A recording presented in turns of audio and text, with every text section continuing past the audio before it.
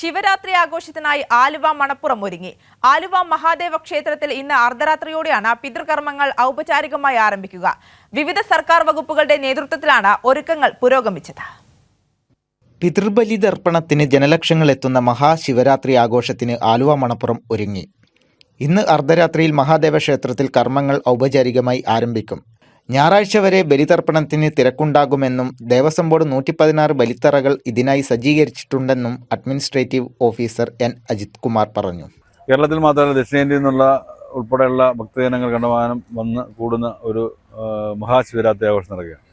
ഈ വരുന്ന ഭക്തജനങ്ങൾക്ക് ബലിതർപ്പണം ചെയ്യുന്നതിനുള്ള എല്ലാവിധ സൗകര്യങ്ങളും നമ്മൾ ഏർപ്പെടുത്തിയിട്ടുണ്ട്. ബലിത്തറകളുടെ സൗകര്യങ്ങൾ, സുരക്ഷാ സംബന്ധമുള്ള കാര്യങ്ങൾ, എല്ലാ രീതിയിലും വരുന്ന ഭക്തർക്ക് അവരുടെ ആചാരപരമായ രീതിയിൽ ബലികർമാദികൾ ചെയ്യുന്നതിനുള്ള സൗകര്യങ്ങളാണ് നമ്മൾ ഏർപ്പെടുത്തിയത്.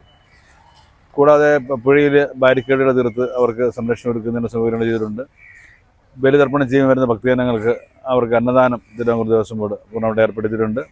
ഏതാണ്ട് 2000-ഓളം പോലീസുകാരെ വിന്യസിച്ചിട്ടുണ്ട്.